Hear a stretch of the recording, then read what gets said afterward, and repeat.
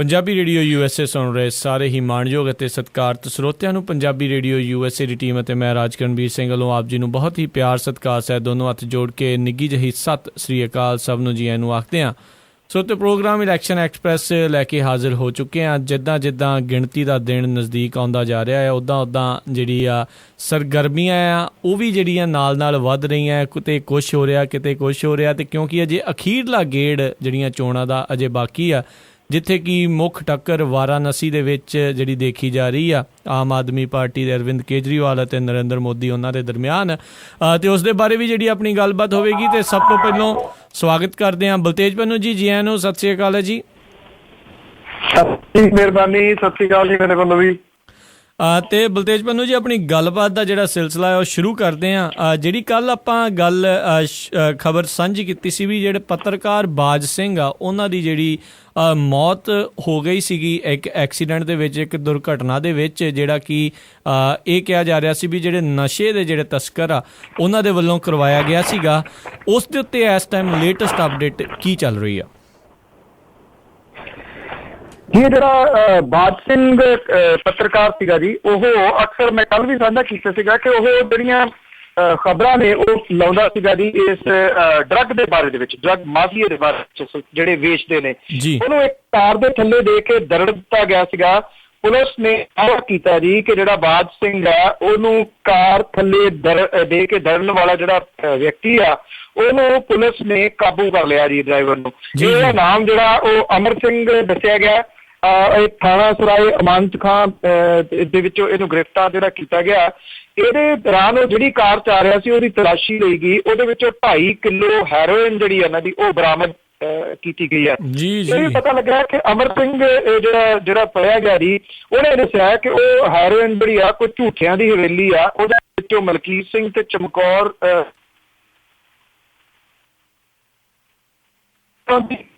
ਜਿਹੜੀ ਆ ਦੀ ਉਹ ਹੋ ਗਈ।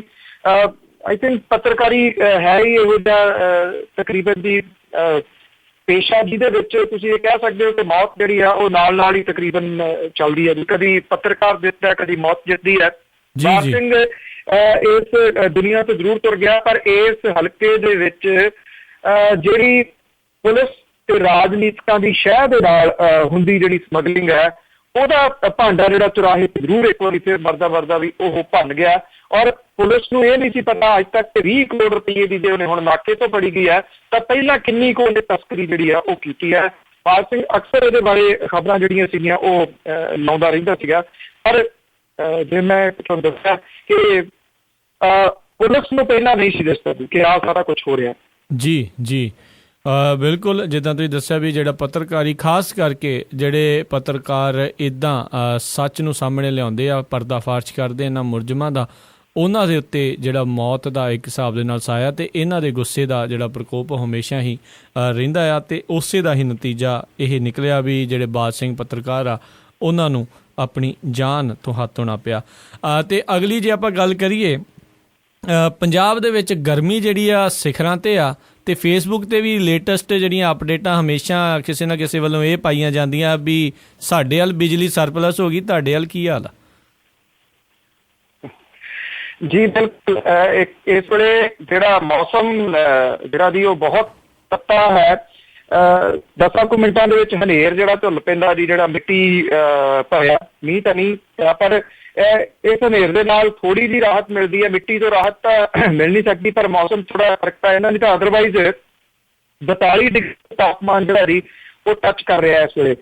ਬੇਹੱਦ ਗਰਮੀ ਆ। ਅਗਲੇ 2 ਦਿਨ ਹੋਰ ਲੂ ਜਿਹੜੀ ਉਹ ਚੱਲਣ ਦੀ ਗੱਲ ਆਖੀ ਗਈ ਹੈ ਮੌਸਮ ਵਿਭਾਗ ਦੇ ਵੱਲੋਂ। ਉਸ ਤੋਂ ਬਾਅਦ ਥੋੜੇ ਮੀਂਹ ਜਿਹੜਾ ਜੀ ਉਹ ਦੱਸਿਆ ਗਿਆ ਕਿ ਕੁਝ ਰਾਹਤ ਜਿਹੜਾ ਉਹ ਮੀਂਹ ਦੇਊਗਾ, ਪਰ ਜਿਹੜੀ ਰਾਹਤ ਆ ਉਹ ਬਿਜਲੀ ਦੀ ਤਰਫੋਂ ਭੋਰਾ ਨਹੀਂ ਹੈ ਜੀ। ਇਸ ਵੇਲੇ ਬਿਜਲੀ ਜਿਹੜੀ ਆ ਉਹ ਥਾਂ ਦੇ ਉੱਤੇ ਸਰਪਲਸ ਹੋ ਰਹੀ ਹੈ।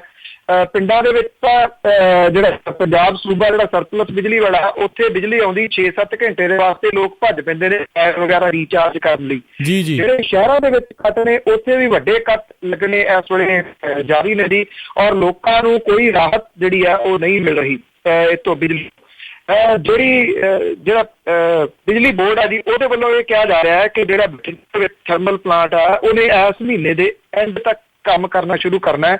ਮੈਂ ਦੱਸਦਾ ਕਿ ਤਕਰੀਬਨ ਹੁਣ ਤਾਂ 3.5-4 ਮਹੀਨੇ ਹੋ ਗਏ ਜਦੋਂ ਇਹਦਾ ਉਦਘਾਟਨ ਕੀਤਾ ਗਿਆ ਸੀਗਾ, ਟਾਇਰ ਸਾੜ ਕੇ ਧੂੰਆਂ ਕੱਢਿਆ ਗਿਆ ਸੀਗਾ ਔਰ ਇਹ ਆਖਿਆ ਗਿਆ ਸੀਗਾ ਜੀ ਕਿ ਲਓ ਜੀ ਅੱਜ ਤੋਂ ਇਹ ਬਿਜਲੀ ਬਣਾਉਣੀ ਇਹਨੇ ਸ਼ੁਰੂ ਕਰ ਦਿੱਤੀ ਆ ਤੇ ਹੁਣ ਜਿਹੜੀ ਬਿਜਲੀ ਦੀ ਘਾਟ ਕੋਈ ਨਹੀਂ ਰਹੀ ਤੇ ਪੰਜਾਬ ਦੇ ਵਿੱਚ ਬਿਜਲੀ ਜਿਹੜੀ ਆ ਉਹ ਸਰਪਲਸ ਹੋ ਗਈ ਹੈ। ਜਿਹੜਾ ਬਿਜਲੀ ਬੋਰਡ ਆ ਜੀ ਉਹ ਹੁਣ ਦੂਜੇ ਸੂਬਿਆਂ ਤੋਂ ਖਰੀਦਦਾ ਫਿਰਦਾ ਔਰ ਕਹਿੰਦਾ ਕਿ ਅਸੀਂ ਕਿਸੇ ਤਰੀਕੇ ਨਾਲ ਇਹ ਘਾਟ ਜਿਹੜੀ ਪੰਜਾਬ ਦੇ ਵਿੱਚ ਚੱਲ ਰਹੀ ਆ ਉਹ ਪੂਰੀ ਕਰਨਗੇ ਉਹ ਦੂਜੇ ਸੂਬਿਆਂ ਤੋਂ ਜਿਹੜੀ ਆ ਉਹ ਬਿਜਲੀ ਲੈ ਕੇ ਪੰਜਾਬ ਦੇ ਵਿੱਚ ਬਿਜਲੀ ਜਿਹੜੀ ਹੈ ਜੀ ਇੱਥੋਂ ਦੇ ਥਰਮਲ ਪਲਾਂਟ ਜਿਹੜੇ ਉਹ ਜਵਾਬ ਦੇਈ ਜਾ ਰਹੇ ਨੇ। ਕੋਲਾ ਕੰਪਨੀਆਂ ਦੇ ਨਾਲ ਜਿਹੜਾ ਰੌਲਾ ਪਿਆ ਹੋਇਆ ਪੰਜਾਬ ਦੇ ਬਿਜਲੀ ਬੋਰਡ ਦਾ ਉਹ ਸਾਨੂੰ ਪਤਾ ਕਿ ਪਿਛਲੇ ਕਈ ਦਿਨਾਂ ਤੋਂ ਜਿਹੜਾ ਜੀ ਇਹ ਚੱਲ ਰਿਹਾ, ਅਜੇ ਕਿਸੇ ਉਹ ਤਣ ਪੱਤਣ ਨਹੀਂ ਲੱਗਿਆ ਜੀ। ਗਰਮੀ ਵੀ ਵੱਧ ਰਹੀ ਆ, ਉਧਰੋਂ ਬਿਜਲੀ ਦੀ ਜਿਹੜੀ ਸਰਪਲਸ ਆ ਉਹ ਵੀ ਵੱਧ ਰਹੀ, ਭਾਵ ਕਿ ਕੱਟ ਹੋਰ ਵਧੀ ਜਾ ਰਹੇ ਨੇ। ਜੀ ਬਿਲਕੁਲ। ਤੇ ਅਗਲੀ ਜਿੱਦਾਂ ਆਪਾਂ ਸ਼ੁਰੂ ਦੇ ਵਿੱਚ ਆਖਿਆ ਸੀ ਵੀ ਵਾਰਾਣਸੀ ਤੇ ਆਪਾਂ ਗੱਲ ਕਰਾਂਗੇ ਤੇ ਉਸ ਦੇ ਬਾਰੇ ਗੱਲ ਕਰਦੇ ਹੋਏ ਆਖਦੇ ਹਾਂ ਵੀ ਜਿਹੜਾ ਅੰਤਰਰਾਸ਼ਟਰੀ ਜਿਹੜਾ ਮੀਡੀਆ, ਇੰਟਰਨੈਸ਼ਨਲ ਮੀਡੀਆ ਆ, ਉਹ ਜਿਹੜਾ ਸ਼ਰੇਆਮ ਕਹਿ ਰਿਹਾ ਵੀ ਉੱਥੇ ਜਿਹੜੀ ਟੱਕਰ ਆਮ ਆਦਮੀ ਪਾਰਟੀ ਤੇ ਬੀਜੇਪੀ ਦੇ ਦਰਮਿਆਨ ਆ, ਜਦ ਕਿ ਮੁਲਕ ਦਾ ਜਿਹੜਾ ਮੀਡੀਆ ਆ ਉਸ ਦੇ ਵਿੱਚ ਆਮ ਆਦਮੀ ਪਾਰਟੀ ਨੂੰ ਕਿਤੇ ਕੋਈ ਜਗ੍ਹਾ ਹੀ ਨਹੀਂ ਦੇ ਰਹੇ। ਆਮ ਆਦਮੀ ਪਾਰਟੀ ਨੂੰ ਜਗ੍ਹਾ ਦੇ ਰਹੇ ਨੇ, ਜਗ੍ਹਾ ਇੱਥੇ ਦੇ ਰਹੇ ਨੇ ਕਿ ਵਾਰਾਣਸੀ ਦੇ ਵਿੱਚ ਕੱਲ ਰੋਡ ਸ਼ੋਅ ਹੋਇਆ, ਇਹਦੇ ਵਿੱਚ ਇੱਥੋਂ ਗੁਲਪਰਾਗ ਚੰਡੀਗੜ੍ਹ ਤੋਂ ਗਏ, ਉਹਦੀ ਫੋਟੋ ਵੱਡੀ ਕਰਕੇ ਲਾਤੀ ਕਿ ਦੇਖੋ ਮੋਟਰਸਾਈਕਲ ਦੇ ਉੱਤੇ ਬਿਨਾਂ ਲਾਇਸੈਂਸ ਪਲੇਟ ਜਿਹਦੇ ਉੱਤੇ ਲੱਗੀ ਹੋਈ ਆ, ਮੋਟਰਸਾਈਕਲ ਚਲਾ ਰਹੀ ਆ, ਤਾਂ ਉਹਦੇ ਉੱਤੇ ਨੰਬਰ ਨਹੀਂ ਲੱਗਾ। ਜਿਹੜੇ ਨਰਿੰਦਰ ਮੋਦੀ ਜਦੋਂ ਚੱਲਦੇ ਨੇ, ਜਿਹੜੀਆਂ ਗੱਡੀਆਂ ਉਹਦੇ ਕਾਫਲੇ ਦੇ ਵਿੱਚ ਚੱਲਦੀਆਂ ਨੇ, ਇਹ ਕਿਹਾ ਜਾਂਦਾ ਹੈ ਇੱਕੋ ਨੰਬਰ ਪਲੇਟਾਂ ਵਾਲੀਆਂ ਜਾਂ ਬਿਨਾਂ ਨੰਬਰ ਪਲੇਟਾਂ ਵਾਲੀਆਂ ਗੱਡੀਆਂ ਵੀ ਜਿਹੜੀਆਂ ਉਹਦੇ ਵਿੱਚ ਚੱਲਦੀਆਂ ਨੇ, ਕਿਉਂਕਿ ਇਹ ਕਿਹਾ ਜਾਂਦਾ ਕਿ ਸਿਕਿਉਰਿਟੀ ਪੁਆਇੰਟ ਆਫ ਵਿਊ ਕਰਕੇ ਆ। ਪਰ ਉਹ ਜਿਹੜੀਆਂ ਉਹ ਕਿਸੇ ਮੀਡੀਆ ਨੂੰ ਨਹੀਂ, ਅੰਤਰਰਾਸ਼ਟਰੀ ਮੀਡੀਆ ਜਿਹੜਾ ਜੀ ਉਹਦਾ ਧਿਆਨ ਕਾਫੀ ਖਿੱਚਿਆ ਹੈ ਜੀ ਵਾਰਾਣਸੀ ਵਾਲੀ ਸੀਟ ਨੇ। ਅੰਤਰਰਾਸ਼ਟਰੀ ਮੀਡੀਆ ਦੀਆਂ ਰਿਪੋਰਟਾਂ ਨੇ ਉਹ ਇਹ ਕਹਿੰਦਾ ਸਮਾਜਵਾਦੀ ਪਾਰਟੀ, ਬਹੁਜਨ ਸਮਾਜ ਪਾਰਟੀ, ਕਾਂਗਰਸ ਉੱਥੇ ਕੋਈ ਕਿਸੇ ਟੱਕਰ ਦੇ ਵਿੱਚ ਨਹੀਂ ਹੈਗੀ ਜੀ। ਉਹ ਕਿਸੇ ਗਿਣਤੀ ਮਿੰਟੀ ਨਹੀਂ, ਜਿਹੜੀ ਟੱਕਰ ਹੈ ਉਹ ਸਿੱਧਮ ਸਿੱਧੀ ਇੱਥੇ ਆਮ ਆਦਮੀ ਪਾਰਟੀ ਦੇ national convener Arvind Kejriwal, Bharatiya Janata party ਦੇ ਵੱਲੋਂ ਜਿਹੜੇ ਪ੍ਰਧਾਨ ਮੰਤਰੀ ਦੇ ਅਹੁਦੇ ਦੇ ਉਮੀਦਵਾਰ ਬਣੇ ਗਏ ਨਰਿੰਦਰ ਮੋਦੀ ਦੇ ਵਿਚਾਲੇ ਹੈ ਜੀ। ਵਾਰਾਣਸੀ ਜਿਹੜਾ ਜੀ ਇਸ ਵੇਲੇ ਭਰਿਆ ਪਿਆ, ਮੈਂ ਕੱਲ ਵੀ ਸਾਂਝੀ ਕੀਤੀ ਸੀ ਤੁਹਾਡੇ ਨਾਲ ਗੱਲ, ਬਾਹਰੋਂ ਆਏ ਹੋਏ ਲੋਕਾਂ ਦੇ ਨਾਲ। ਅਰਵਿੰਦ ਕੇਜਰੀਵਾਲ ਲਗਾਤਾਰ ਸਵਾਲ ਜਿਹੜੇ ਉਹ ਖੜੇ ਕਰ ਰਹੇ ਨੇ, ਉਹਨਾਂ ਨੇ ਨਰਿੰਦਰ ਮੋਦੀ ਨੂੰ ਇਹ ਵੀ ਵੰਗਾਰਿਆ ਕਿ ਕਿਸੇ ਜਗ੍ਹਾ ਦੇ ਉੱਤੇ ਤੂੰ ਡਿਬੇਟ ਮੇਰੇ ਨਾਲ ਜਿਹੜੀ ਕਰ, ਜਗ੍ਹਾ ਆਪ ਚੁਣ ਲਓ, ਲੋਕਾਂ ਦੇ ਸਾਹਮਣੇ ਇਹ ਜਿਹੜੀ ਡਿਬੇਟ ਹੈ ਉਹ ਹੋਵੇ। ਹੁਣ ਲੋਕਾਂ ਦੇ ਸਾਹਮਣੇ ਡਿਬੇਟ ਕਿੱਥੇ ਹੋ ਸਕਦੀ ਹੈ? ਭਗਵੰਤ ਮਾਨ ਹੋਰੀ ਵੀ ਉੱਥੇ ਗਏ ਹੋਏ ਨੇ, ਕੱਲ ਉਹਨਾਂ ਨੇ ਇੱਕ ਜਗ੍ਹਾ ਉੱਤੇ ਬੋਲਦਿਆਂ ਹੋਇਆ ਇਹ ਕਿਹਾ ਜੀ ਕਿ ਅਰਵਿੰਦ ਕੇਜਰੀਵਾਲ ਨੂੰ ਇਹ ਉਭਾਰਿਆ ਜਾ ਰਿਹਾ ਕਿ ਉਹਦੇ ਹਾਰ ਪਾਉਂਦੇ ਥੱਪੜ ਵੱਜੇ ਨੇ। ਉਹ ਕਹਿੰਦੇ ਕਿ ਮੈਂ ਰਾਜਨੀਤੀ ਛੱਡ ਦੂੰਗਾ, ਕੋਈ ਬੰਦਾ ਨਰਿੰਦਰ ਮੋਦੀ ਨੂੰ ਹਾਰ ਹੀ ਪਾ ਕੇ ਦਿਖਾ ਦੇਵੇ, ਉਹਦੇ ਨੇੜੇ ਤੇੜੇ ਵੀ ਕੋਈ ਜਿਹੜਾ ਉਹ ਪਟਕ ਨਹੀਂ ਸਕਦਾ। ਜਿਹੜੇ ਅਹਿਮ ਮੁੱਦੇ ਨੇ ਉਹ ਉੱਥੋਂ ਦੇ ਜਿਹੜੇ ਵਾਰਾਣਸੀ ਹੈ ਜੀ ਉਹਦਾ ਇੰਨਾ ਮੰਦਾ ਹਾਲ ਹੈ ਸੜਕਾਂ ਵਗੈਰਾ ਦਾ, ਖਾਸ ਤੌਰ ਦੇ ਉੱਤੇ ਤੇ ਉੱਥੇ ਤੁਰਨਾ ਜਿਹੜਾ ਔਖਾ, ਵਹੀਕਲ ਚੱਲਣੇ ਤਾਂ ਬਹੁਤ ਦੂਰ ਦੀ ਗੱਲ ਹੈ। ਸਮਾਜਵਾਦੀ ਪਾਰਟੀ ਦੀ ਉੱਥੇ ਸਰਕਾਰ ਹੈ ਤੇ ਦੇਖਦੇ ਹਾਂ ਜੀ ਕਿ ਵੋਟਰ ਜਿਹੜਾ ਉਹ ਕਿਸ ਪਾਸੇ ਵੱਲ ਨੂੰ ਝੁਕਦਾ ਹੈ। ਨਤੀਜਾ ਕੋਈ ਵੀ ਹੋਵੇ, ਇੱਕ ਗੱਲ ਪੱਕੀ ਹੈ ਕਿ ਅਰਵਿੰਦ ਕੇਜਰੀਵਾਲ ਨੇ ਪੂਰੀ ਦੀ ਪੂਰੀ ਬੀਜੇਪੀ ਢੋ ਦਿੱਤੀ ਵਾਰਾਣਸੀ ਦੇ ਵਿੱਚ ਉੱਥੇ, ਕਿਉਂਕਿ ਇਸ ਤਰੀਕੇ ਦੇ ਨਾਲ ਕਿਸੇ ਤਰੀਕੇ ਨਾਲ ਇਹ ਸੀਟ ਕੱਢੋ, ਕੁਛ ਵੀ ਕਰੋ, ਕਿਸ ਤਰ੍ਹਾਂ ਵੀ ਕਰੋ, ਇਹਦੀ ਮਰਜ਼ੀ ਹੀਲਾ ਜਿਹੜਾ ਦੀ ਉਹ ਵਰਤੋ, ਇਹਦਾ ਕ੍ਰੈਡਿਟ ਜਿਹੜਾ ਅਰਵਿੰਦ ਕੇਜਰੀਵਾਲ ਨੂੰ ਜ਼ਰੂਰ ਜਾਂਦਾ। ਨਹੀਂ ਤਾਂ ਇਹ ਸਮਝਿਆ ਜਾ ਰਿਹਾ ਸੀਗਾ ਕਿ ਸਭ ਤੋਂ ਸੁਰੱਖਿਅਤ ਸੀਟ ਨਰਿੰਦਰ ਮੋਦੀ ਦੇ ਵਾਸਤੇ ਵਾਰਾਣਸੀ ਹੈ, ਕਿਉਂਕਿ ਇੱਥੇ ਤਾਂ ਉਹਨੂੰ ਸਿਰਫ ਪੇਪਰ ਹੀ ਭਰਨੇ ਪੈਣੇ ਆ, ਉਸ ਤੋਂ ਬਾਅਦ ਉਹਨੇ ਜਿੱਤ ਲੈਣੀ ਆ, ਪਰ ਏਦਾਂ ਦੀ ਕੋਈ ਕਹਾਣੀ ਰਹੀ ਨਹੀਂ ਜੀ। ਤੇ ਇਸੇ ਦੇ ਨਾਲ ਹੀ ਜੁੜੀ ਆਪਾਂ ਜੇ ਗੱਲ ਕਰੀਏ ਤਾਂ ਅੱਜ ਜਿਹੜੇ ਅਰਵਿੰਦ ਕੇਜਰੀਵਾਲ ਉਹਨਾਂ ਨੇ ਆਪਣੇ ਟਵਿੱਟਰ ਤੇ ਫੇਸਬੁੱਕ ਦੇ ਜ਼ਰੀਏ ਵੀ ਜਿਹੜੇ ਅਰੁਣ ਜੇਤਲੀ ਆ ਜਿਨ੍ਹਾਂ ਨੇ ਕਿ ਅੱਜ ਧਰਨਾ ਦਿੱਤਾ ਉਹਨਾਂ ਦੇ ਖਿਲਾਫ, ਉਹਨਾਂ ਦੇ ਬਾਰੇ ਜਿਹੜਾ ਲਿਖਿਆ, ਕਹਿੰਦੇ ਉਹਨਾਂ ਨੇ ਜਦ ਕਿਹਾ ਵੀ ਅਰੁਣ ਜੇਤਲੀ ਹੁਣੀ ਸਾਨੂੰ ਕਹਿੰਦੇ ਸੀਗੀ ਵੀ ਤੁਸੀਂ ਆਪ CM ਹੁੰਦੇ ਹੋਏ ਜਿਹੜੇ ਆ ਪ੍ਰਦਰਸ਼ਨ ਕਰ ਰਹੇ ਹੋ, ਵਿਵਸਥਾ ਖਰਾਬ ਕਰ ਰਹੇ ਹੋ, ਅੱਜ ਜਦ ਇਹ ਕਰ ਰਹੇ ਆ ਤੇ ਨਾਲ ਜਿਹੜਾ ਉਹਨਾਂ ਨੇ ਇਹ ਚੀਜ਼ ਵੀ ਜੋੜੀ ਵੀ 3 ਘੰਟਿਆਂ ਦੇ ਵਿੱਚ ਹੀ ਇਸ ਧਰਨੇ ਤੋਂ ਜਿਹੜਾ ਜੀ ਵਾਪਸ ਚਲੇ ਗਏ। ਗਰਮੀ ਇਹਨਾਂ ਨੂੰ ਰਾਸ ਨਹੀਂ ਆਈ? ਗਰਮੀ ਬਹੁਤ ਹੈ ਜੀ। ਜੇਤਲੀ ਸਾਹਿਬ ਕਿੱਥੇ ਇਹ ਗਰਮੀ ਜਿਹੜੀ ਆ ਉਹ ਕੱਟ ਸਕਦੇ ਨੇ? ਇਹ ਜਿਹੜਾ ਅੰਤਰਰਾਸ਼ਟਰੀ ਮੀਡੀਆ, ਤੁਸੀਂ ਇਹ ਰਿਪੋਰਟਸ ਇਦਾਂ ਦੀਆਂ ਨਹੀਂ ਹੈਗੀਆਂ ਕਿ ਮੈਂ ਇੱਥੋਂ ਬੋਲ ਰਿਹਾ, ਇਹ ਤਕਰੀਬਨ ਨੈਟ ਦੇ ਉੱਤੇ ਪਈਆਂ ਨੇ, ਤੁਸੀਂ ਜਾ ਕੇ ਦੇਖੋ ਤਾਂ ਸਹੀ। ਹਰ ਗਲੀ ਕੂਚੇ ਦੇ ਵਿੱਚ ਆਮ ਆਦਮੀ ਪਾਰਟੀ ਜਿਹੜੀ ਹੈ ਜੀ ਉਹ ਪਹੁੰਚੀ ਹੈ। ਨਰਿੰਦਰ ਮੋਦੀ ਹੋਰੀ ਕਿੱਥੋਂ ਤੱਕ ਪਹੁੰਚੇ ਨੇ? ਏਅਰਪੋਰਟ ਤੋਂ ਲੈ ਕੇ ਉਹ ਹੈਲੀਪੈਡ ਤੱਕ ਜਿੱਥੇ ਉਹਨਾਂ ਜਿਹੜਾ ਜੀ ਜਲਸਾ ਰੱਖਿਆ ਗਿਆ ਸੀ, ਉਹ ਗੱਡੀ ਤੋਂ ਨਹੀਂ ਥੱਲੇ ਉਤਰੇ, ਇਹਨੂੰ ਨਹੀਂ ਜਿਹੜਾ ਮਿਲੇ ਨਾ ਮੀਡੀਆ ਦੇ ਨਾਲ ਉਹਨਾਂ ਦੀ ਸਿੱਧੀ ਕੋਈ ਗੁਫ਼ਤਗੂ ਜਿਹੜੀ ਆ ਅਜੇ ਤੱਕ ਹੋਈ ਹੈ। ਪਰ ਏਦਾਂ ਹੈ ਜੀ ਕਿ ਗਰਾਊਂਡ ਲੈਵਲ ਦੇ ਉੱਤੇ ਕੰਮ ਤਾਂ ਉਹ ਕਰ ਰਹੇ ਨੇ। ਬਿਲਕੁਲ ਇਹ ਅਰਵਿੰਦ ਕੇਜਰੀਵਾਲ ਹੋਰਾਂ ਦਾ ਜਿਹੜਾ ਪੁਆਇੰਟ ਆ ਉਹ ਠੀਕ ਹੈ। ਇਹ ਸਾਰੇ ਉਦੋਂ ਮਗਰ ਪਏ ਸਨ ਅਰਵਿੰਦ ਕੇਜਰੀਵਾਲ ਦੇ ਕਿ ਇਹ ਬੰਦਾ ਮੁੱਖ ਮੰਤਰੀ ਹੋ ਕੇ ਧਰਨੇ ਕਿਉਂ ਦੇ ਰਿਹਾ, ਇਹ ਤਾਂ ਕਾਨੂੰਨ ਦੇ ਵਿੱਚ ਵਿਸ਼ਵਾਸ ਨਹੀਂ ਰੱਖਦਾ, ਸੰਵਿਧਾਨ ਦੇ ਵਿੱਚ ਵਿਸ਼ਵਾਸ ਨਹੀਂ ਰੱਖਦਾ। ਹੁਣ ਕੀ ਇਹਨਾਂ ਨੂੰ ਸੰਵਿਧਾਨ ਦੇ ਵਿੱਚ ਵਿਸ਼ਵਾਸ ਹੈ ਜੀ ਜਿਹੜੇ ਹੁਣ ਇਹ ਧਰਨੇ ਦੇਣ ਦੇ ਵਾਸਤੇ ਤੁਰਪੇ ਨੇ ਜੀ? ਤੇ ਅਗਲੀ ਗੱਲ ਵੀ ਇਸੇ ਦੇ ਨਾਲ ਹੀ ਜੁੜੀ ਹੋਈ ਹੈ ਵੀ ਜਿਹੜਾ ਚੋਣ ਕਮਿਸ਼ਨ ਆ ਤੇ ਭਾਜਪਾ ਦੇ ਵਿੱਚ ਜਿਹੜਾ ਇਸ ਟਾਈਮ ਜੰਗ ਦਾ ਮਾਹੌਲ ਬਣਿਆ ਹੋਇਆ ਆ ਉਹ ਲਗਾਤਾਰ ਜਾਰੀ ਆ। ਤੇ ਅੱਜ ਜਿਹੜੇ ਮੁੱਖ ਚੋਣ ਕਮਿਸ਼ਨਰ ਆ VS ਸੰਪਤ ਆ, ਉਹਨਾਂ ਨੇ ਵੀ ਕੁਝ ਕਿਹਾ ਆ। ਜ਼ਰੂਰ ਦੱਸੋ ਵੀ ਕੀ ਲੇਟੈਸਟ ਅਪਡੇਟ ਹੈ ਇਸ ਤੇ? ਜਿਹੜੇ ਨਰਿੰਦਰ ਮੋਦੀ ਨੇ ਉਹਨਾਂ ਨੇ ਇਹ ਗੱਲ ਕਹੀ ਆ ਕਿ ਮਾਂ ਪੁੱਤ ਮੈਨੂੰ ਰੋਕ ਨਹੀਂ ਸਕੇ। ਹੁਣ ਉਹਨਾਂ ਨੇ ਇਹਦੇ ਵਿੱਚ ਚੋਣ ਕਮਿਸ਼ਨ ਜਿਹੜਾ ਜੀ ਉਹਨੂੰ ਧੱਕ ਦਿੱਤਾ ਤਾਂ ਕਿ ਮੈਨੂੰ ਜਿਹੜਾ ਰੋਕਿਆ ਜਾ ਸਕੇ। ਉਹਨੇ ਇਹ ਵੀ ਕਿਹਾ ਕਿ ਪੂਰਾ ਪਰਿਵਾਰ, ਗਾਂਧੀ ਪਰਿਵਾਰ ਜਿਹੜਾ ਜੀ ਉਹ ਲੱਗਿਆ ਰਿਹਾ, ਉਹਨਾਂ ਤੋਂ ਰੋਕਿਆ ਨਹੀਂ ਜਾ ਸਕਿਆ। ਪਰ ਦੂਜੇ ਪਾਸੇ ਜਿਹੜਾ ਚੋਣ ਕਮਿਸ਼ਨ ਹੈ ਉਹਨੇ ਸਾਰੇ ਸਵਾਲਾਂ ਦੇ ਜਵਾਬ ਜਿਹੜੇ ਇਹਨਾਂ ਜੀ ਉਹ ਦਿੱਤੇ ਆ। ਮੋਦੀ ਨੇ ਕਿਹਾ ਸੀਗਾ ਕਿ ਚੋਣ ਕਮਿਸ਼ਨ ਕਹਿੰਦਾ ਕਿ ਮੈਨੂੰ ਜਨ ਸਭਾ ਤੋਂ ਖਤਰਾ, ਪੂਰੇ ਦੇਸ਼ 'ਚ ਖਤਰਾ ਨਹੀਂ ਹੋਇਆ, ਬਨਾਰਸ ਦੇ ਵਿੱਚ ਮੋਦੀ ਨੂੰ ਖਤਰਾ ਹੋਣ ਲੱਗਿਆ। ਚੋਣ ਕਮਿਸ਼ਨ ਨੇ ਕਿਹਾ ਕਿ ਸਾਡੇ ਤੇ ਗੰਭੀਰ ਕਿਸਮ ਦੇ ਆਰੋਪ ਜਿਹੜੇ ਨੇ ਉਹ ਲਾਏ ਗਏ ਨੇ। ਉਹ ਕਹਿੰਦਾ ਕਿ ਅਸੀਂ ਜਿਹੜੇ ਆ ਨਿਰਪੱਖ ਚੋਣਾਂ ਕਰਾਉਣ ਦੇ ਵਾਸਤੇ ਡਟੇ ਹੋਏ ਆ। ਮੈਂ ਇਹਦੇ ਵਿੱਚ ਇਹ ਵੀ ਕਰਨਾ ਚਾਹੂੰਗਾ ਕਿ ਜਿਹੜੀ ਇੱਕ ਉੱਥੇ ਆਰਤੀ ਦੇ ਵਾਸਤੇ ਪਰਮਿਸ਼ਨ ਮੰਗੀ ਜਾ ਰਹੀ ਸੀ, ਅਰਵਿੰਦ ਕੇਜਰੀਵਾਲ ਨੇ ਕਿਹਾ ਕਿ ਉੱਥੇ ਤਾਂ ਜਦੋਂ ਮਰਜ਼ੀ ਆਰਤੀ ਕੀਤੀ ਜਾ ਸਕਦੀ ਹੈ। ਉਹ ਕਹਿੰਦੇ ਦਿਨ 'ਚ ਕਈ ਵਾਰੀ ਕੀਤੀ ਜਾ ਸਕਦੀ ਹੈ, ਇਹਦੀ ਪਰਮਿਸ਼ਨ ਕਿਉਂ ਮੰਗ ਰਿਹਾ ਭਾਰਤੀ ਜਨਤਾ ਪਾਰਟੀ? ਸ਼ਾਇਦ ਇਸ ਕਰਕੇ ਕਿ ਇਹਨੂੰ ਧਰਮ ਦਾ ਮੁੱਦਾ ਜਿਹੜਾ ਨਾ ਜੀ ਉਹਦੇ ਨਾਲ ਉਹ ਜੋੜਨਾ ਚਾਹੁੰਦੇ ਨੇ। ਉੱਥੇ ਬੈਠੇ ਵੱਡੀ ਗਿਣਤੀ ਵਾਲੇ ਜਿਹੜੇ ਭਾਈਚਾਰਾ ਹੈ, ਹਿੰਦੂ ਭਾਈਚਾਰਾ, ਉਹਨੂੰ ਇਹ ਦੱਸਣਾ ਚਾਹੁੰਦੇ ਨੇ, ਆ ਦੇਖੋ ਜੀ ਅਸੀਂ ਤਾਂ ਆਰਤੀ ਦੀ ਪਰਮਿਸ਼ਨ ਮੰਗੀ ਸੀ ਪਰ ਉਹ ਤਾਂ ਆਰਤੀ ਦੀ ਪਰਮਿਸ਼ਨ ਵੀ ਇੱਥੇ ਨਹੀਂ ਮਿਲ ਰਹੀ। ਇੱਕ ਕਿਸਮ ਦੇ ਨਾਲ ਉਹ ਧਰਮ ਦੀ ਰੰਗਤ ਜਿਹੜੀ ਹੈ ਨਾ ਜੀ ਉਹ ਦੇ ਕੇ ਇਹ ਚੋਣ ਜਿਹੜੀ ਆ ਉਹਨੂੰ ਜਿੱਤਣਾ ਚਾਹੁੰਦੇ ਨੇ। ਤਾਂ ਕਰਕੇ ਇਹ ਸਾਰੀਆਂ ਜਿਹੜੀਆਂ ਸ਼ੋਸ਼ੇਬਾਜ਼ੀਆਂ ਨੇ ਨਾ ਉਹ ਕੀਤੀਆਂ ਜਾ ਰਹੀਆਂ ਨੇ। ਜਿਹੜਾ ਚੋਣ ਕਮਿਸ਼ਨ ਹੈ ਉਹ ਕਹਿੰਦਾ ਮੈਨੂੰ ਕਿਸੇ ਕੋਲੋਂ ਇਹ ਪੁੱਛਣ ਦੀ ਲੋੜ ਨਹੀਂ ਹੈ ਕਿ ਚੋਣਾਂ ਜਿਹੜੀਆਂ ਉਹ ਕਿਹੜੇ ਤਰੀਕੇ ਦੇ ਨਾਲ ਕਰਵਾਉਣੀਆਂ ਨੇ। ਸੰਪਤ ਜਿਹੜੇ ਨੇ ਉਹਨਾਂ ਨੇ ਕਿਹਾ ਕਿ ਜਿਹੜੀਆਂ ਸ਼ਿਕਾਇਤਾਂ ਆਈਆਂ ਨੇ ਅਸੀਂ ਹਰ ਸ਼ਿਕਾਇਤ ਦੀ ਜਾਂਚ ਜਿਹੜੀ ਹੈ ਕੀਤੀ ਹੈ, ਪਰ ਉਹਨਾਂ ਨੇ ਕਿਹਾ ਕਿ ਰਾਜਨੀਤਿਕ ਪਾਰਟੀਆਂ ਜਿਹੜੀਆਂ ਨੇ ਉਹ ਸਾਨੂੰ ਨਾ ਦੱਸਣ ਕਿ ਅਸੀਂ ਇਹ ਜਿਹੜੀਆਂ ਚੋਣਾਂ ਨੇ ਉਹ ਕਿਹੜੇ ਤਰੀਕੇ ਦੇ ਨਾਲ ਕਰਾਉਣੀਆਂ ਨੇ। ਉਹ ਕਹਿੰਦੇ ਸਾਨੂੰ ਇਸ ਗੱਲ ਦਾ ਪਤਾ ਹੈ ਕਿ ਜੋ ਕੁਛ ਕਰਨਾ ਹੈ। ਉਹਨਾਂ ਨੇ ਕਿਹਾ ਕਿ ਜੇ ਇਲਜ਼ਾਮ ਨਰਿੰਦਰ ਮੋਦੀ ਜਾਂ ਭਾਰਤੀ ਜਨਤਾ ਪਾਰਟੀ ਲਾਉਂਦੀ ਹੈ ਅਸੀਂ ਉਹਨਾਂ ਇਲਜ਼ਾਮਾਂ ਦੀ ਕੋਈ ਪਰਵਾਹ ਜਿਹੜੀ ਹੈ ਉਹ ਨਹੀਂ ਕਰਦੇ। ਜੀ ਤੇ ਅਗਲੀ ਜੇ ਆਪਾਂ ਗੱਲਬਾਤ ਵਧੀਏ ਤਾਂ ਜਿਸ ਦੇ ਵਿੱਚ ਅਵਤਾਰ ਸਿੰਘ ਮੱਕੜ ਆ ਜਿਹੜੇ ਉਹਨਾਂ ਨੂੰ ਕਾਫੀ ਜਿਹੜੀਆਂ ਕਮੀਆਂ ਨਜ਼ਰ ਆ ਰਹੀਆਂ ਆਨੰਦ ਮੈਰਿਜ ਐਕਟ ਦੀਆਂ, ਜੋ ਕਿ ਹਰਿਆਣੇ ਦੇ ਵਿੱਚ ਕੱਲ੍ਹ ਹੀ ਲਾਗੂ ਹੋਇਆ। ਉਹਨਾਂ ਨੇ ਇੱਕ ਤਾਂ ਇਹ ਗੱਲ ਕਹੀ ਹੈ ਜੀ ਕਿ ਇਹਦੇ ਵਿੱਚ ਕਾਫੀ ਸਾਰੀਆਂ ਕਮੀਆਂ ਪੇਸ਼ੀਆਂ ਨੇ ਉਹ ਹਰਿਆਣੇ ਦੀ ਸਰਕਾਰ ਨੇ ਨਹੀਂ ਕੱਢੀਆਂ। ਉਹ ਕਹਿੰਦੇ ਜੇ ਇਹ ਊਣਤਾਈਆਂ ਜਿਹੜੀਆਂ ਨੇ ਇਹਨਾਂ ਨੂੰ ਠੀਕ ਦਰੁਸਤ ਕਰਕੇ ਲਾਗੂ ਕੀਤਾ ਜਾਵੇ ਤਾਂ ਇਹ ਚੰਗੀ ਗੱਲ ਹੈ ਜਿਹੜੀ ਕਿ ਸਿੱਖਾਂ ਦੀ ਚਲੋਕਣੀ ਮੰਗ ਸੀ। ਦੂਜੀ ਗੱਲ ਉਹਨਾਂ ਨੇ ਇਹ ਕਹੀ ਕਿ ਇਹ ਪੂਰੇ ਭਾਰਤ ਦੇ ਵਿੱਚ ਲਾਗੂ ਹੋਣਾ ਚਾਹੀਦਾ। ਹੁਣ ਮੱਕੜ ਸਾਹਿਬ ਨੂੰ ਕੌਣ ਪੁੱਛੇ ਜੀ ਕਿ ਇਹ ਪੂਰੇ ਭਾਰਤ ਦੇ ਵਿੱਚ ਹਰਿਆਣੇ ਦੇ ਮੁੱਖ ਮੰਤਰੀ ਨੇ ਲਾਗੂ ਨਹੀਂ ਕਰਨਾ, ਇਹ ਤਾਂ ਤੁਸੀਂ ਪੰਜਾਬ ਦੇ ਵਿੱਚ ਲਾਗੂ ਨਹੀਂ ਕਰਵਾ ਸਕੇ ਅਜੇ ਤੱਕ। ਪੰਜਾਬ ਦੇ ਵਿੱਚ ਆਨੰਦ ਮੈਰਿਜ ਐਕਟ ਨਹੀਂ ਹੈਗਾ, ਨਾ ਇਹਦਾ ਕੋਈ ਅਜੇ ਤੱਕ ਨੋਟੀਫਿਕੇਸ਼ਨ ਜਿਹੜਾ ਉਹ ਹੋਇਆ। ਹਾਂ, ਗੱਲਾਂ ਜ਼ਰੂਰ ਪਿਛਲੇ ਕੁਝ ਸਮੇਂ ਦੇ ਦੌਰਾਨ ਜਿਹੜੀਆਂ ਉਹ ਕੀਤੀਆਂ ਜਾਂਦੀਆਂ ਰਹੀਆਂ ਨੇ ਜੀ ਜਿਹੜੇ ਰਾਜਨੀਤਿਕ ਨੇ ਉਹਨਾਂ ਦੇ ਵੱਲੋਂ। ਕੀਤਾ ਕੱਖ ਨਹੀਂ ਗਿਆ। ਜੇ ਕੀਤਾ ਕਿਸੇ ਨੇ ਤਾਂ ਉਹ ਕੀਤਾ ਹੈ ਜੀ ਹਰਿਆਣੇ ਦੇ ਮੁੱਖ ਮੰਤਰੀ ਭੁਪਿੰਦਰ ਸਿੰਘ ਹੁੱਡਾ ਹੋਰਾਂ ਨੇ, ਬਜਾਏ ਇਹਦੇ ਕਿ ਉਹਨੂੰ ਜਿਹੜਾ ਐਪਰੀਸ਼ੀਏਟ ਕੀਤਾ ਜਾਵੇ। ਦੱਸਿਆ ਇਹ ਜਾ ਰਿਹਾ ਜੀ ਕਿ ਇਹਦੇ ਵਿੱਚ ਊਣਤਾਈਆਂ ਜਿਹੜੀਆਂ ਬਹੁਤ ਨੇ, ਉਹ ਵੀ ਸ਼੍ਰੋਮਣੀ ਗੁਰਦੁਆਰਾ ਪ੍ਰਬੰਧਕ ਕਮੇਟੀ ਦੇ ਜਿਹੜੇ ਪ੍ਰਧਾਨ ਨੇ ਉਹਨਾਂ ਦੇ ਵੱਲੋਂ। ਚੰਗਾ ਹੁੰਦਾ ਜੇ ਪ੍ਰੈਸ਼ਰ ਇਹ ਸੀਗਾ ਜਾਂ ਇੱਦਾਂ ਦੀਆਂ ਜਿਹੜੀਆਂ ਗੱਲਾਂ ਸੀਗੀਆਂ ਉਹ ਮੁੱਖ ਮੰਤਰੀ ਪ੍ਰਕਾਸ਼ ਸਿੰਘ ਬਾਦਲ ਹੋਰਾਂ ਕੋਲ ਪਹੁੰਚਾਉਂਦੇ ਤੇ ਉਹਨਾਂ ਨੂੰ ਕਹਿੰਦੇ ਕਿ ਇਹ ਤੁਸੀਂ ਇੱਥੇ ਪੰਜਾਬ ਦੇ ਵਿੱਚ ਲਾਗੂ ਕਰੋ, ਪਰ ਸ਼ਾਇਦ ਇੰਨੀ ਕਹਿਣ ਦੀ ਹਿੰਮਤ ਉਹਨਾਂ ਦੀ ਨਹੀਂ ਹੋਊਗੀ।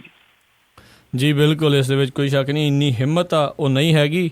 ਜੇ ਇੰਨੇ ਜੋਗੇ ਹੁੰਦੇ ਤਾਂ ਬਹੁਤ ਵੀ ਪਹਿਲਾਂ ਵੀ ਬਹੁਤ ਕੁਛ ਕਹਿ ਸਕਦੇ ਸੀ। ਅਗਲੀ ਜੇ ਆਪਾਂ ਗੱਲ ਕਰਦੇ ਹਾਂ, ਜਿਹੜਾ ਅਰੋਮਾ ਕਤਲकांड ਹੋਇਆ ਸੀਗਾ ਕੁਛ ਚਿਰ ਪਹਿਲਾਂ, ਉਸ ਦਾ ਇਹ ਖਬਰ ਮਿਲ ਰਹੀ ਹੈ ਵੀ ਉਸ ਦਾ ਜਿਹੜਾ ਮੁਲਾਜ਼ਮ ਆ ਉਹ ਅਦਾਲਤ ਦੇ ਵਿੱਚੋਂ ਹੀ ਭੱਜ ਗਿਆ ਆ। ਕੀ ਲੇਟੈਸਟ ਅਪਡੇਟ ਹੈ ਇਸ ਕਤਲकांड ਦੇ ਉੱਤੇ? ਹਾਂਜੀ, ਇਹ ਨਾ ਐਕਚੁਅਲੀ 13 ਜਨਵਰੀ 2012 ਦੇ ਵਿੱਚ ਇੱਕ ਹਰਮਿੰਦਰ ਸਿੰਘ ਦਾ ਕਤਲ ਹੋਇਆ ਸੀਗਾ। 12 ਅਪ੍ਰੈਲ 2012 ਦੇ ਵਿੱਚ ਪੁਲਿਸ ਨੇ ਜਿਹੜੀਆਂ ਕਤਲ ਦੀਆਂ ਧਾਰਾਵਾਂ ਸੀਗੀਆਂ ਉਹ ਬਦਲੀਆਂ। ਉਸ ਤੋਂ ਬਾਅਦ ਗਵਾਹ 164 ਜਿਹੜੇ ਸੀਗੇ 164 ਧਾਰਾ ਤੋਂ ਬਦਲੇ ਜਿਹੜੇ ਮੁਕਰੇ। ਜਿਹੜਾ ਮਾਰਿਆ ਗਿਆ ਵਿਅਕਤੀ ਸੀ ਹਰਮਿੰਦਰ ਸਿੰਘ, ਉਹਦੇ ਪਿਤਾ ਦੀ ਡੈਥ ਵੀ ਇਹਦੇ ਦੌਰਾਨ ਜਿਹੜੀ ਹੋ ਗਈ। ਹਾਈ ਕੋਰਟ ਦੇ ਵੱਲੋਂ 5 ਮੁਲਜ਼ਮਾਂ ਨੂੰ ਜ਼ਮਾਨਤਾਂ 2013 ਦੇ ਵਿੱਚ ਦਿੱਤੀਆਂ ਗਈਆਂ। ਵਾਰਦਾਤ ਇਹ ਸੀਗੀ ਕਿ ਹਰਮਿੰਦਰ ਸਿੰਘ ਨਾਂ ਦਾ ਵਿਅਕਤੀ ਜਿਹੜਾ ਸੀਗਾ ਉਹ ਇੱਥੇ ਕੈਨੇਡਾ ਤੋਂ ਆਇਆ ਹੋਇਆ ਸੀਗਾ, ਔਰ ਕੈਨੇਡਾ ਤੋਂ ਆ ਕੇ ਉਹ ਇੱਥੇ ਅਰੋਮਾ ਦੇ ਵਿੱਚ ਠਹਿਰਿਆ ਸੀਗਾ। ਕੋਈ ਆਈਸਕ੍ਰੀਮ ਨੂੰ ਲੈ ਕੇ ਜਿਹੜਾ ਝਗੜਾ ਉਹਦਾ ਹੋਇਆ ਦੱਸਿਆ ਜਾਂਦਾ ਕਿ ਆਈਸਕ੍ਰੀਮ ਖਰੀਦ ਰਹੇ ਸਨ ਇਹ ਵੀ, ਜਿਹੜੇ ਹਮਲਾ ਕਰਨ ਵਾਲੇ ਵੀ ਤੇ ਉੱਥੇ ਦੂਜੇ ਪਾਸੇ ਜਿਹੜੇ ਹਮਲਾਵਰ ਨੇ ਉਹ ਵੀ। ਉਹ ਰਾਡ ਜਦੋਂ ਚੁੱਕਣ ਗਿਆ, ਜਦੋਂ ਉਹਦੇ ਤੇ ਹਮਲਾ ਕੀਤਾ ਗਿਆ ਕੁਝ ਨੌਜਵਾਨਾਂ ਦੇ ਵੱਲੋਂ, ਤਾਂ ਉਸੇ ਹੀ ਰਾਡ ਦੇ ਨਾਲ ਕੁੱਟ-ਕੁੱਟ ਕੇ ਹਰਮਿੰਦਰ ਸਿੰਘ ਨੂੰ ਮਾਰ ਦਿੱਤਾ ਗਿਆ। ਤਕਰੀਬਨ ਰਾਤ 12:30 ਵਜੇ ਦੇ ਕਰੀਬ ਪਾਰਕਿੰਗ ਲਾਟ ਦੇ ਵਿੱਚ, ਜਿਹੜਾ ਅਰੋਮਾ ਹੋਟਲ ਸੀਗਾ ਉਹਦੇ ਵਿੱਚ।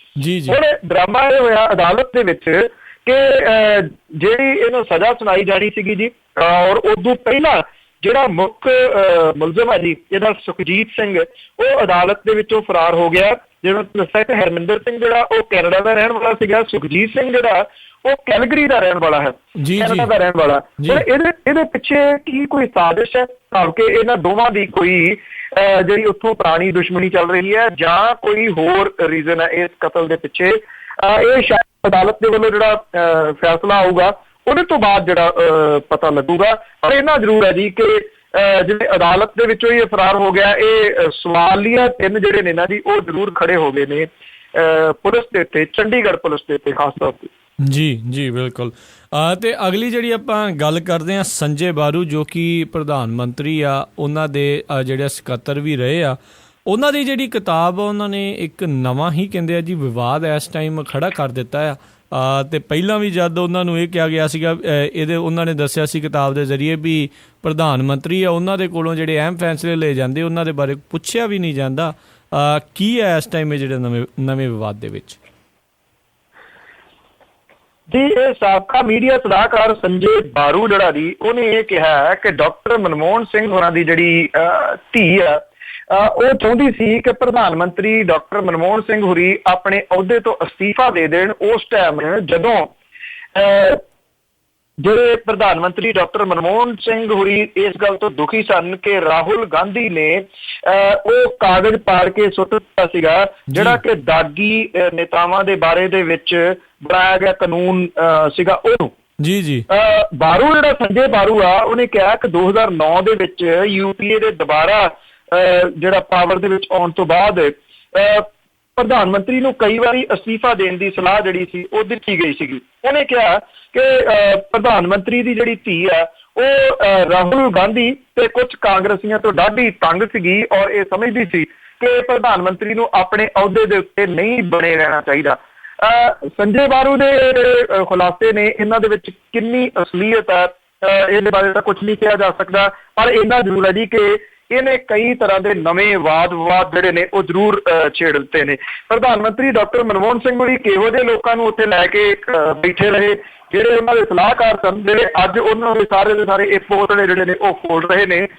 ਇੱਥੋਂ ਤੁਸੀਂ ਇਹ ਵੀ ਅੰਦਾਜ਼ਾ ਲਾ ਸਕਦੇ ਹੋ ਕਿ ਇਹ ਲੋਕ ਸ਼ਾਇਦ ਹੋਰਨਾਂ ਬਾਹਰਲੀਆਂ ਸਿਆਸੀ ਪਾਰਟੀਆਂ ਦੇ ਵੱਲੋਂ ਫਿੱਟ ਕੀਤੇ ਹੋਏ ਲੋਕ ਸਨ, ਜਿਨ੍ਹਾਂ ਨੇ ਇਹ ਸਾਰਾ ਕੁਝ ਉੱਥੋਂ ਜਿਹੜੀ ਇਨਫੋਰਮੇਸ਼ਨ ਦਾ ਦੂਜਾ ਤੀਜਾ ਗੈਦਰ ਕਰਦੇ ਰਹੇ, ਭਾਵ ਕਿ ਇਹੋ ਜਿਹੀ ਜੁੰਡਲੀ ਜਿਹੜੀ ਸੀ ਉਹ ਆਲੇ ਦੁਆਲੇ ਇਕੱਠੀ ਹੋਈ ਸੀ ਪ੍ਰਧਾਨ ਮੰਤਰੀ ਡਾਕਟਰ ਮਨਮੋਹਨ ਸਿੰਘ ਹੋਰਾਂ ਦੇ, ਜਿਨ੍ਹਾਂ ਨੂੰ ਇਹ ਪਤਾ ਹੀ ਨਾ ਲੱਗਿਆ ਕਿ ਉਹਨਾਂ ਦਾ ਸਾਥੀ ਕੌਣ ਹੈ, ਉਹਨਾਂ ਦਾ ਦੁਸ਼ਮਣ ਕੌਣ ਹੈ। ਜੀ ਬਹੁਤ ਵੱਡੇ ਜਿਹੜੇ ਸਵਾਲ ਹੈ, 10 ਸਾਲ ਆ ਉਹਨਾਂ ਦੇ ਜਿਹੜੇ ਕਰੀਅਰ ਦੇ ਉੱਤੇ ਜਿਹੜੇ ਆ ਲਾ ਕੇ ਗਿਆ ਆ। ਅਗਲੀ ਜੇ ਆਪਾਂ ਗੱਲ ਕਰੀਏ ਪ੍ਰਕਾਸ਼ ਬਾਦਲ ਹੋਣਾ ਦੀ, ਜੋ ਕਿ ਪੰਜਾਬ ਦੇ ਜਿਹੜੇ ਮੁੱਖ ਮੰਤਰੀ ਆ, ਇਹ ਦੱਸਿਆ ਜਾ ਰਿਹਾ ਵੀ ਉਹਨਾਂ ਨੂੰ ਜਿਹੜੇ ਅੰਤਰਰਾਸ਼ਟਰੀ ਜਾਨਵਰ ਆ ਉਹਨਾਂ ਦੇ ਨਾਲ ਕੁਛ ਜ਼ਿਆਦਾ ਮੋਹ ਹੋ ਰਿਹਾ ਆ। ਕੀ ਹੈਗਾ ਇਸ ਜਿਹੜਾ ਖਬਰ ਦੇ ਪਿੱਛੇ? ਪਾਕਿਸਤਾਨੀ ਪਸ਼ੂ ਨੇ ਨਾ ਜੀ, ਉਹਨਾਂ ਦੇ ਨਾਲ ਉਹਨਾਂ ਨੂੰ ਜ਼ਿਆਦਾ ਮੋਹ ਹੈ ਜੀ। ਪਾਕਿਸਤਾਨ ਤੋਂ ਪਹਿਲਾਂ ਮਾਰਚ 1999 ਦੇ ਵਿੱਚ ਉਹ 2 ਜੋੜੇ ਦੁੰਬੇ ਲੈ ਕੇ ਆਏ ਸੀਗੇ। 2013 ਦੇ ਵਿੱਚ ਪ੍ਰਕਾਸ਼ ਸਿੰਘ ਬਾਦਲ ਹੋਰਾਂ ਨੇ ਨੀਲੀ ਰਾਵੀ ਮੰਗਾਈ ਸੀ। ਸਾਹੀਵਾਲ ਨਸਲ ਦੀ ਗਾਂ ਜਿਹੜੀ ਹੈ ਉਹ ਇਹਨਾਂ ਨੇ ਮੰਗਵਾਈ ਸੀਗੀ ਜੀ। ਉਂਝ ਵੈਸੇ ਜਦੋਂ ਨਰਿੰਦਰ ਮੋਦੀ ਜਿਹੜੀ ਇੱਥੇ ਆਏ ਉਦੋਂ ਉਹਨਾਂ ਨੇ ਇਹ ਵੀ ਕਿਹਾ ਸੀ ਮੈਂ ਤਾਂ ਜਿਹੜਾ ਦੁੱਧ ਹੈ ਉਹ ਗੁਜਰਾਤ ਦੀ ਗਾਵਾਂ ਦਾ ਪੀਂਦਾ ਹੈ ਜੀ, ਮੈਂ ਤਾਂ ਇੱਥੋਂ ਪੰਜਾਬ ਵਾਲੀਆਂ ਗਾਵਾਂ ਦਾ ਦੁੱਧ ਵੀ ਨਹੀਂ ਪੀਂਦਾ। ਪਰ ਦੂਜੇ ਪਾਸੇ ਉਹਨਾਂ ਨੇ ਮੱਝਾਂ ਤੇ ਜਿਹੜੀਆਂ ਗਾਵਾਂ ਨੇ ਉਹ ਪਾਕਿਸਤਾਨ ਤੋਂ ਵੀ ਮੰਗਵਾਈਆਂ ਹੋਈਆਂ ਨੇ। ਹੁਣ ਪ੍ਰਕਾਸ਼ ਸਿੰਘ ਬਾਦਲ ਹੋਰਾਂ ਨੇ 5 ਬੱਕਰੀਆਂ ਜਿਹੜੀਆਂ ਨੇ ਨਾ ਉਹ ਮੰਗਵਾਈਆਂ ਨੇ ਜੀ ਇੱਥੋਂ ਪਾਕਿਸਤਾਨ ਤੋਂ। ਇਹਦਾ ਉਹਨਾਂ ਨੇ ਕਰਨਾ ਕੀ ਆ ਇਹ ਨਹੀਂ ਪਤਾ ਜੀ।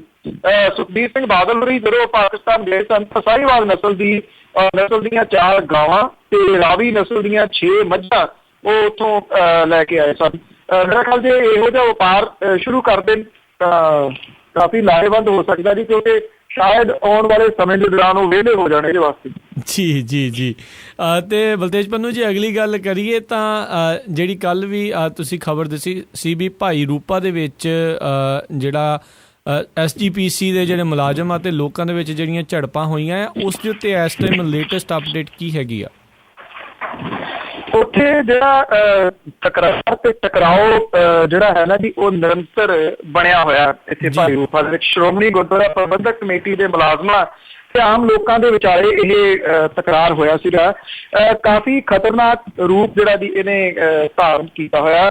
16 ਬੰਦਿਆਂ ਦੇ ਵਿਰੁੱਧ ਕੇਸ ਦਰਜ ਹੋਇਆ ਜੀ ਭਾਈ ਰੂਪਾ ਦੇ ਵਿੱਚ। ਇਸ ਵੇਲੇ ਕਰਫਿਊ ਵਰਗੇ ਹਾਲਾਤ ਜਿਹੜੇ ਨੇ ਨਾ ਜੀ ਉਹ ਬਣੇ ਹੋਏ ਨੇ। ਇਰਾਦਾ ਕਤਲ ਦਾ ਮੁਕੱਦਮਾ ਜਿਹੜਾ ਜੀ ਇੱਥੇ ਭਾਈ ਰੂਪਚੰਦ ਲੰਗਰ ਸੇਵਾ ਸੁਸਾਇਟੀ ਹੈ ਉਹਦੇ ਆਗੂਆਂ ਦੇ ਉੱਤੇ ਇਹ ਦਰਜ ਕੀਤਾ ਗਿਆ ਜੀ ਫੂਲ ਦੀ ਪੁਲਿਸ ਦੇ ਵੱਲੋਂ। ਜਿਨ੍ਹਾਂ ਦੇ ਉੱਤੇ ਕੇਸ ਦਰਜ ਕੀਤਾ ਗਿਆ ਉਹਨਾਂ ਦੇ ਜਿਹੜੇ ਹਮਾਇਤੀ ਨੇ ਉਹ ਇਹ ਕਹਿੰਦੇ ਨੇ ਕਿ ਇਹ ਕੇਸ ਦਰਜ ਹੋਣਾ ਚਾਹੀਦਾ ਸੀਗਾ ਸ਼੍ਰੋਮਣੀ ਗੁਰਦੁਆਰਾ ਪ੍ਰਬੰਧਕ ਕਮੇਟੀ ਦੇ ਜਿਹੜੇ ਮੁਲਾਜ਼ਮ ਨੇ ਉਹਨਾਂ ਦੇ ਉੱਤੇ ਵੀ, ਕਿਉਂਕਿ ਉਹਨਾਂ ਨੇ ਵੀ ਜਿਹੜੀ ਹੈ ਜੀ ਇਹ ਗੜਬੜ ਜਿਹੜੀ ਉਹ ਕੀਤੀ ਸੀਗੀ। ਪਰ ਉਹਨਾਂ ਦੇ ਉੱਤੇ ਕੋਈ ਪਰਚਾ ਜਿਹੜਾ ਉਹ ਨਹੀਂ ਦਰਜ ਕੀਤਾ ਗਿਆ। ਪਰਚਾ ਜਿਹੜਾ ਸਿਰਫ ਵਨ ਸਾਈਡਡ ਤੁਸੀਂ ਕਹਿ ਲਓ, ਇੱਕ ਪਾਸੇ ਜਿਹੜਾ ਪਰਚਾ ਹੈ ਉਹ ਦਰਜ ਕੀਤਾ ਗਿਆ ਕਿ ਸਿਰਫ ਜਿਹੜੇ ਲੋਕ ਸ਼੍ਰੋਮਣੀ ਗੁਰਦੁਆਰਾ ਪ੍ਰਬੰਧਕ ਕਮੇਟੀ ਦੇ ਮੈਂਬਰਾਂ ਦੇ ਨਾਲ ਉਲਝੇ ਸਨ ਉਹ ਦਰਜ ਕੀਤਾ ਗਿਆ ਜੀ।